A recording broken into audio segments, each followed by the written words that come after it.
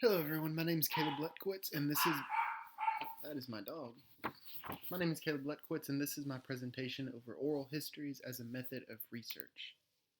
First, I feel like it is important to discuss just a general definition of this term oral history, even though it breaks down as a pretty self-explanatory topic. In his work Oral History Theory, Abrams states that oral history is what the historian does, the dialogue with the narrator, the active shaping of the discourse between them, and then the translation and presentation of that material. This then causes oral history to be more than just a method of research. It becomes a method of interaction that promotes the idea of relationality that is so coveted within these research paradigms, such as that of Wilson's research as ceremony. This spoken word, crafted through some sort of a written medium in conjunction with the relationship that is inherently formed through oral histories, promotes the most humanistic and respectful representation of thoughts and feelings through experience rather than reliance upon basic knowledge. This method of research has been conducted since the dawn of time, as spoken word was the method of telling and retelling stories long before systems of writing were created. However, as a documented system of research, oral history arose around the 1940s. But why in the world should we care about these oral histories? I mean, we've come so far with written forms of communication that a reliance on age old methods should be null and void, right? I think more than a method of research, oral history is a way for the researcher to make himself more presentable to the storyteller. Depending on your subject of research, there is always the possibility of language barriers, especially in the cases of indigenous tribes where many did not have an original organized system of writing until roughly the late 1970s, and even that is subpar and forced upon them by more like American civilization. With these lackluster forms of written communication, we as researchers have to adapt to an oral tradition of storytelling to access material to study. Moreover, oral history promotes a more emotional experience that can be transcribed onto paper. It forces the scholar to get to grips with many layers of meaning and interpretation contained within people's memories. One has to work to understand the cultural and emotional value behind a story, transcribe that very story, and then find the correct way to document it within their research.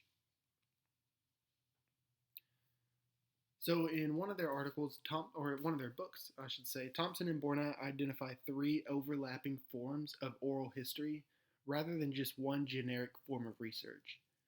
Each one is identified with specific groups of researchers that can vary on the study. Oral history identifies just one theme or one phase in life. This would be a retelling of an event, bringing to mind recent specific events regarding the Black Lives Matter movement. Broadening this viewpoint, life history is a recording of an entire life. This can be used mostly by anthropologists and sociologists when they're looking at biographical materials, but also when using one specific life history as research to a particular movement, such as critical race theory, advancement of feminism throughout an individual's life, and so on and so forth. Lastly, there's obviously oral tradition, which lies more in line with indigenous research because it handles memories of the past that are handed down orally between generations. This one's going to be a lot more used with ethnologists, folklorists, and this is what Wilson tended to use a little more in his research. So within these three forms of oral history, Alessandro Portelli, a renowned oral historian, also identifies three distinct jobs of the researcher within these methods. He claims that an oral historian must first take on the role of the historian because you have to identify the history of the specific people that you're interviewing. Then, after you've become the historian, you may become the anthropologist, asking yourself questions such as, what are people's mental and narrative constructs of what has happened in their lives? It is your job to identify the significance and message behind a story and identify the parallels that situations have with that particular oral history within your research. Finally, after you've done all the prerequisites, You are permitted the job of the oral historian, in which you use your understanding of written mediums, archival skills, academic networks, etc., to answer the question, how can this event generate my story?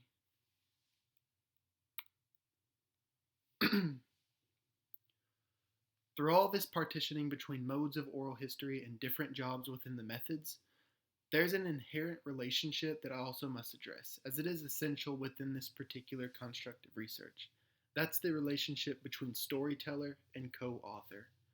As Thompson and Bornat claim, ordinary people struggle to come to grips with their realities to the extent of understanding movements and experiences. It is our job as the oral historians, then, to work as a sort of co-author with these storytellers.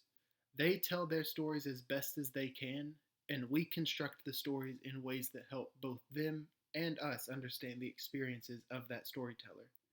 The speaker is ultimately in control, as they're obviously the holders of the memories. We're merely there as archivists.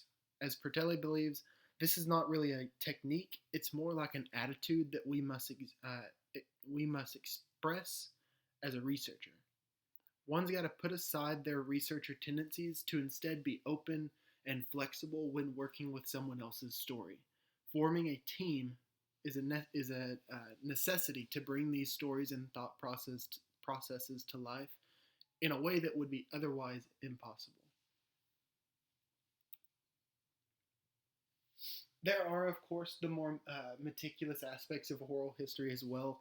It cannot just be sitting in a room talking and taking in story after story. That would be just too easy for research. As we've discussed within this course, IRB approval remains a constant necessity within basically any method that involves human participants. And as the entire method itself revolves around the participation of human subjects and the accessibility of their stories, IRB approval is a must if you choose to conduct an oral history project. Moreover, you have to deal with finding willing participants. Wilson notes this difficulty in research's ceremony when he mentions the difficulty in constructing relationships that permit the telling of stories within many indigenous tribes. And he came from an indigenous background, so it was a little easier for him to be added into those specific groups. He talks about the talking circles and how hard it was to find willing participants in those. I could only assume the difficulties that one would have trying to form these intimate relationships that are necessary to share and co-author a culture's stories, whether those be trivial or sacred stories. Lastly, there is a necessary level of patience that one has to have. As with any research method, as with any research method, there are going to be bumps, and these intimate relationships are going to take a lot of time and patience. Lastly, oral history works hand in hand with archives and archival processes, as every conversation must be meticulously recorded, transcribed, and categorized. And bonds also need time to mature if you hope to get the most accurate representation of a culture. To support this difficulty, in an interview with Portelli, he actually remembers a time whenever he was interviewing an older African American woman, and she really struggled to trust him enough to even conduct the interview, because as she believed, if it ever came down to an issue of if it ever came down to an issue of protection, she did not feel that she could trust herself to be protected while in the presence of a white man. And with that looming in the back of her mind, she was never able to fully participate within that conversation, within that interview, because staring at Portelli, a very white researcher, she did not feel that there was a safe bond between her and him. As the bond between Portelli and the interviewee became a little more mature, she was more willing to share her stories, but he definitely stated in an interview that that was one of the most difficult interviews that he's ever had to process. Lastly, I felt I needed to address the different methodologies. There we go. Different methodologies that I feel that could work really well with this method of oral history. So for one, working class studies could work well with this method. as many working class individuals lack the literacy that is needed to record their experiences in formal writing. Dr. Pausick in her class over working class rhetorics last spring, I believe, think it was last spring, mentioned the difficulty in accessing a lot of her archival work because so much of this work relied on informal and formal oral histories of family members that experienced the difficulties of living in a working class family. With feminist studies, as I mentioned in an earlier slide, one could work with individual women to identify the changes that have occurred within feminism through the life stories of multiple individuals. And then with indigenous research, I see oral history working in two different ways.